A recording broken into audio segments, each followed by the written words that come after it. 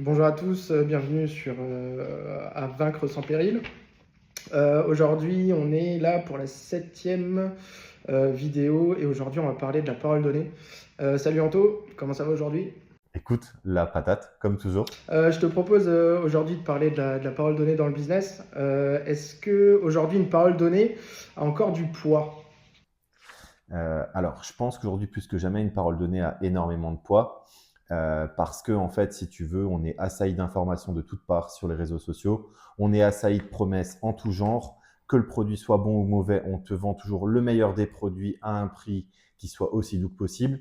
Donc, en fait, ce qui va permettre aux gens de différencier un petit peu les produits entre eux et les sociétés entre elles, bah souvent, ça va être, entre guillemets, est-ce que cette société a réussi à faire des choses et est-ce qu'elle est considérée comme fiable?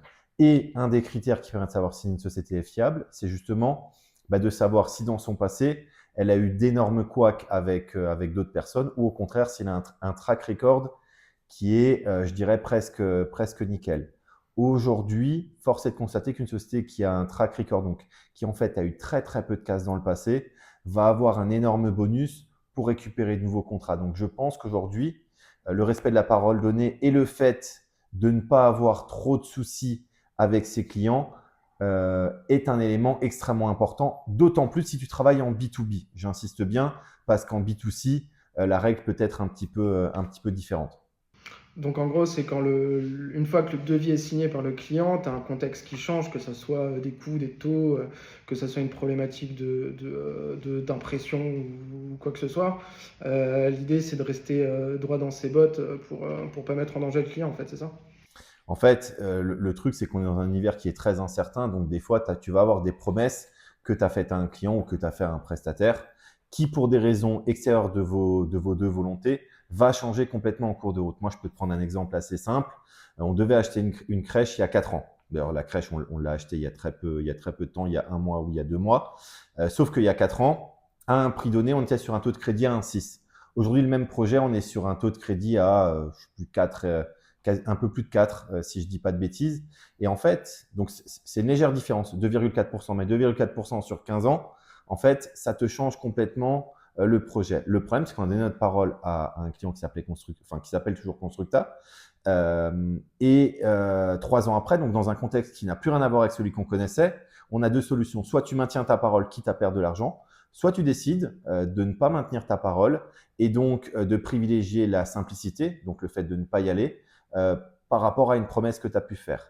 Dans notre cas, nous, on est considérés comme des gens qui faisons tout notre possible pour tenir nos engagements. Encore une fois, je dis faire tout son possible parce que dire je tiens toujours mes promesses me semble être un petit peu excessif et que jusqu'à aujourd'hui, on a quasiment ou tout le temps tenu nos promesses, mais personne ne peut savoir demain sur des promesses que tu as fait dans le passé ce qu'il en sera.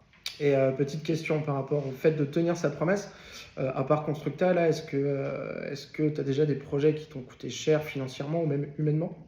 Alors, financièrement, à peu près tous les jours. David, je pense que tu connais le nombre de fois où on est parti sur des impressions en 3 jours ou en 4 jours avec des budgets sur 4 jours où le client le veut le lendemain et où en fait, alors c'est des petits prix, ça va être une histoire à 40, 50, 100 ou 150 euros. Simplement, tu le sais, en impression, avoir un délai express, ça va te coûter 30, 40, 50, 60, 70, 80% plus cher. Et en fait, à chaque fois, parce que bien souvent, c'est le client qui prend un petit peu de retard, à chaque fois que le client a du retard, tu te retrouves face à une problématique, puisque nos marges d'impression sont beaucoup plus basses que ce que les gens pensent. On ne marche pas à 50%, on ne marche pas à 30%, on ne marche même pas à 20%. Si on arrive à avoir 10-15 points, c'est déjà énorme. Donc en fait, quand tu vas avoir un prix que tu as vendu avec une marge à 10-15 points, où le prix fait x2 parce que le client le veut en live, qu'est-ce que tu fais? Est-ce que du coup, tu acceptes de perdre de l'argent? Est-ce que tu rappelles le client pour lui dire, ouais, mais alors en fait, par rapport au prix que je t'ai envoyé, aujourd'hui, c'est plus tenable, il faut qu'on change?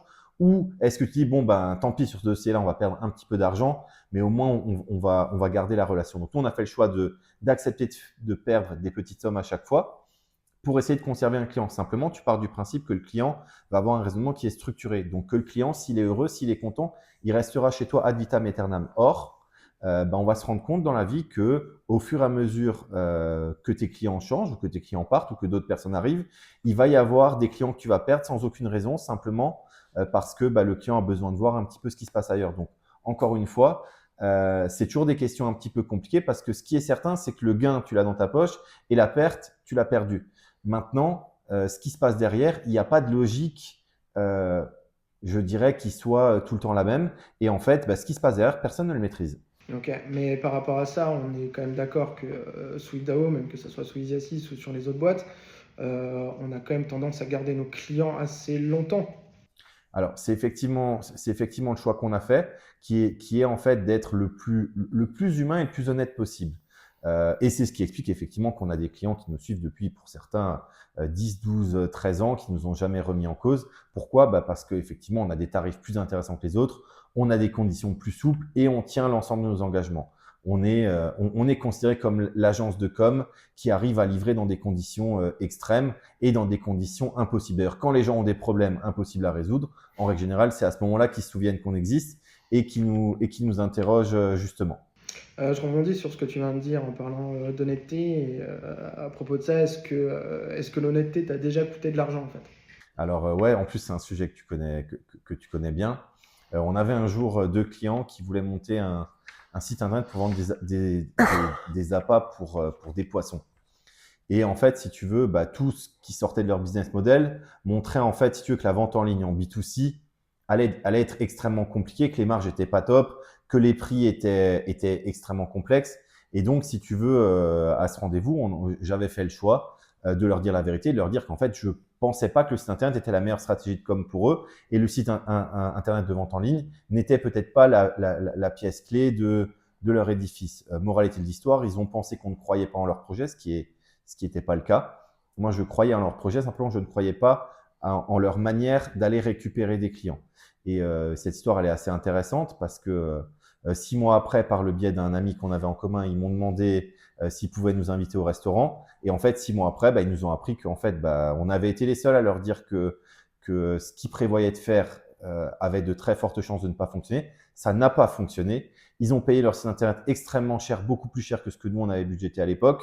Et ils étaient sur le point d'arrêter leur activité. Et je me souviens qu'à ce moment-là, tu m'as dit une phrase, tu m'as dit, ouais, mais en attendant, les autres, ils ont vendu un site internet de vente en ligne. Nous, au final, effectivement, on est auréolé du prestige de pouvoir dire, effectivement, on a été correct, on a été honnête, mais en attendant, la vente, on ne l'a pas fait. Les autres se sont gavés et nous, on n'a rien eu, si ce n'est, je dirais, le fait que le client, à la fin, nous a reconnu avoir fait une erreur. Donc, dans cette question-là, qu'est-ce qui est le plus intéressant? Est-ce qu'au final, on n'aurait peut-être pas dû faire comme les autres, ne rien leur dire, encaisser l'argent et le dossier s'arrête là? Et attendre qu'il meure.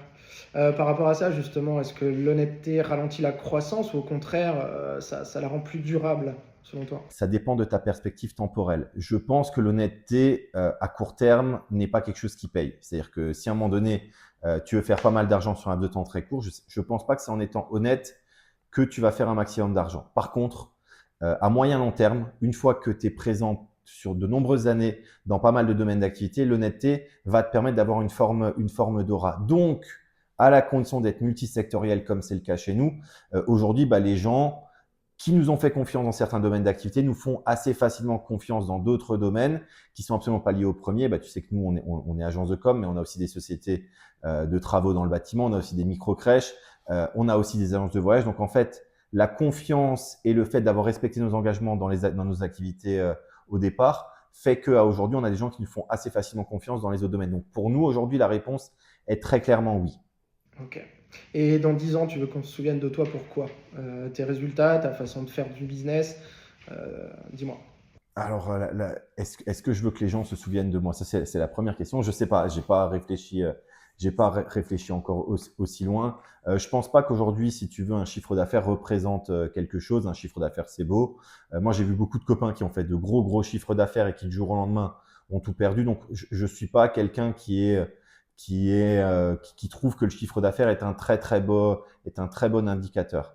Peut-être, si les gens arrivent à se souvenir du fait qu'il est possible en 2025 de faire du business cool, de faire du business, comme disent les banques, RSE, avec une vraie responsabilité sociétale, je pense que c'est de ça que j'aurais envie que les gens se souviennent, c'est qu'on peut faire de l'argent, on peut faire de l'argent en rigolant, et on peut faire de l'argent en rigolant et en faisant du bien à l'ensemble des gens qui sont autour de nous. Donc, Je pense que c'est ça le message qu'on veut faire passer. L'argent seul en tant que tel, moi, ça m'a jamais excité plus que ça. Mais je pense que l'argent en tant que moyen pour faire du bien autour de soi, pour aider les gens, c'est parfaitement possible et c'est pas contre-indiqué. C'est-à-dire que tu peux faire aujourd'hui de très très belles rentabilités en faisant des choses sympathiques pour les gens qui sont autour de toi. Et à l'inverse, tu peux perdre beaucoup d'argent en faisant des choses qui sont sociétalement intéressantes. Anto, une petite citation pour clôturer cet épisode.